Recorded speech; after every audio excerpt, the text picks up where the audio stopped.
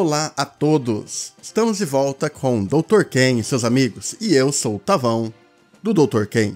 Estamos hoje aqui para falarmos sobre a primeira temporada do New Who, o Doctor Who de 2005. Eu quero falar aqui sobre a temporada de estreia do Eccleston, o retorno da série nas mãos do Russell T Davies e que fez a série perdurar até os dias atuais. Bom, teoricamente até os especiais de 60 anos, porque a partir dali eles resetaram a cronologia no papel. Na prática ele ainda considera tudo que aconteceu antes. Mas enfim, essa primeira temporada ela foi um tanto experimental em conceitos, em ideias, porque eles precisavam resgatar elementos clássicos ao mesmo tempo em que estabeleciam uma nova era para Doctor Who, enquadrado dentro do novo modelo de TV. O que se vê aqui ainda é um modelo em transição entre a série clássica e as séries modernas. Ele tem muitos elementos de séries modernas, como Xena, Hércules, Smallville, Buffy, mas ainda tem muito do aspecto da fantasia e ficção científica britânica de absurdos,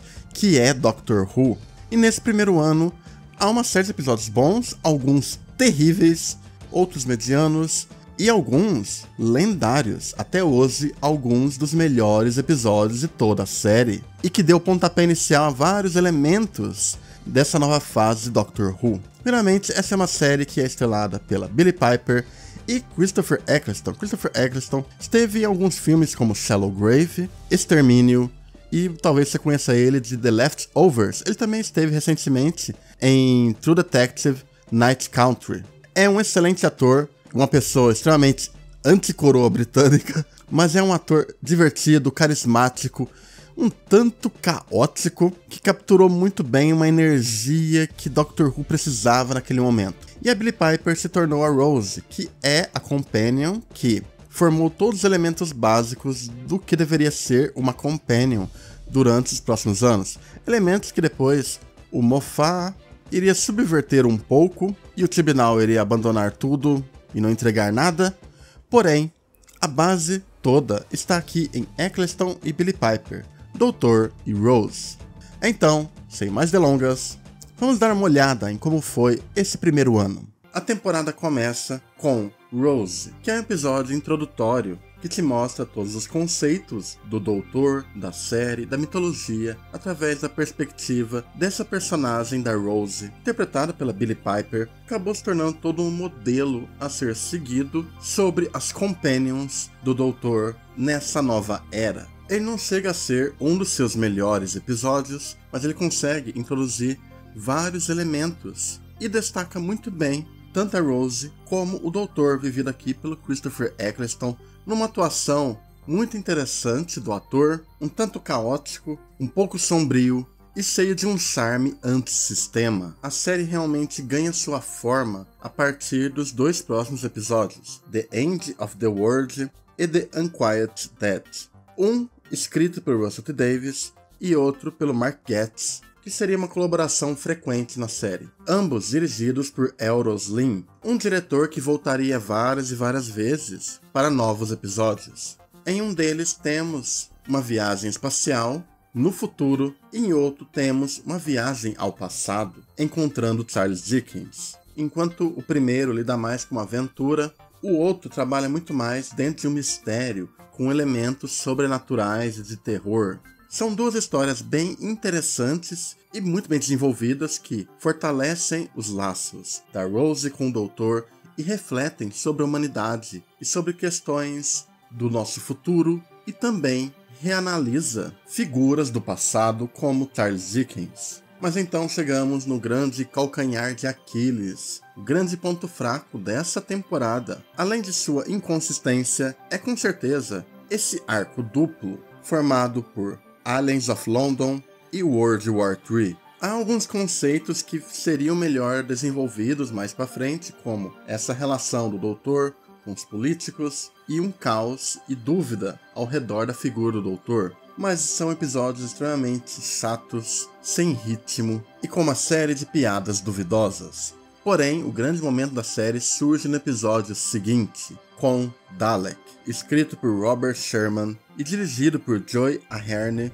Enquanto nos anteriores tínhamos o Doutor como uma figura arquétipo do herói, aqui é onde vemos os elementos dessa nova era de Doctor Who começarem a se formar, pois temos uma exploração das dores, do rancor do Doutor, e traz o primeiro grande inimigo da série clássica, os Daleks, com apenas um Dalek e dando o pontapé inicial do que seria Doctor Who daqui para frente. É um episódio angustiante, profundo, divertido e muito intenso, muito bem escrito e bem dirigido. Os 2 episódios seguintes são um pouco interessantes, mas um pouco deslocados. Em um deles temos o clássico episódio que aparece o Simon Pegg, The Long Game, escrito por Russell T. Davies e dirigido por Brian Grant. Tem algumas ideias interessantes sobre mídia, mas ele é um episódio um tanto sem graça, um tanto sem muito motivo de existir ali. Ele continua a construir alguns elementos do arco envolvendo a Bad Wolf e os seres humanos no futuro, mas como uma história semanal, ele deixa a desejar. Já no outro temos uma exploração da Rose em relação a seu pai que faleceu, quando ela volta no tempo tentando impedir a morte dele, e aí isso gera vários debates porque expõe fraquezas humanas da Rose e também mostra o lado mais severo do Doutor. É um episódio escrito por Paul Cornell e dirigido por Joy Aherne. É um episódio um tanto engasgado, mas ele funciona muito bem devido ao melodrama. Então chegamos na minha dupla de episódios favoritos dessa temporada junto do Dalek, que é The Empty Child e The Doctor Dances, ambos escritos por Steven Moffat e dirigidos por James Howes. Introduzem o Capitão Jack em uma história que é tão esperançosa quanto sombria, criando um dos primeiros momentos aterrorizantes de Doctor Who.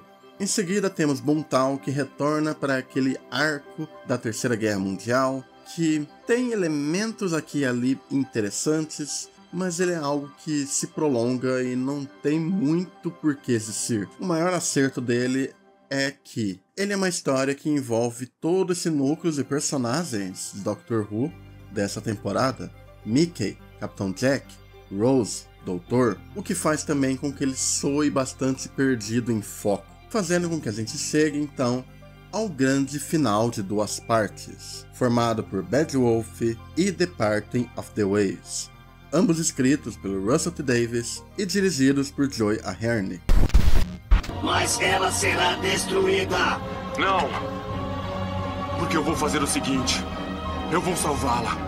Vou resgatar Rose Tyler do meio da frota Dalek. Depois vou salvar a Terra e então, só pra terminar, eu vou eliminar cada maldito Dalek que restar. Mas você não tem armas, nem defesas, nem um plano. Sim. E isso o deixa morrendo de medo. Esse ainda é um dos grandes finais de temporada de toda a série. É onde se conclui todo o mistério da Bad Wolf, onde a relação de Rose e Doutor chega em um ápice melodramático. Temos um grande twist, os Daleks voltando e uma despedida de partir o coração do Doutor, levando ele a se regenerar na sua 10ª encarnação, vivido por David Tennant. Esses são episódios que mostram muito da força e do carinho do Doutor, mas também mostram muito da sua forma irreverente de agir, escondendo informações da Rose e assumindo grandes riscos. Mas esse também é um final que conclui uma linha narrativa desse Doutor. Esse é um Doutor que inicia a temporada relutante em relações, um pouco enferrujado em certas questões. E mesmo que ele tenha sua partida, ele termina a sua temporada aceitando a Rose. Antes de ir, eu só queria dizer que você foi fantástica. Absolutamente fantástica. E sabe de uma coisa? Eu também fui.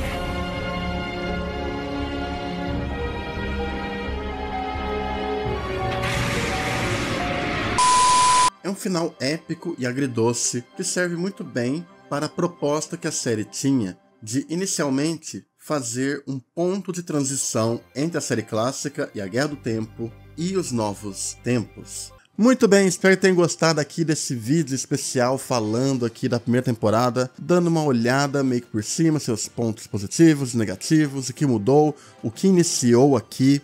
A Rose não é uma das minhas companions favoritas, mas eu gosto muito da relação que ela tem com esse doutor. É uma abordagem bem interessante, aqui essa primeira temporada, falha, porém, ao mesmo tempo, épica. Eu acho que você não deveria pular a primeira temporada do Eccleston. É uma boa temporada introdutória que já te coloca no final dela, no conceito da regeneração. Então é isso, muito obrigado por terem visto mais vídeo. A gente se vê por aqui, até mais e falou!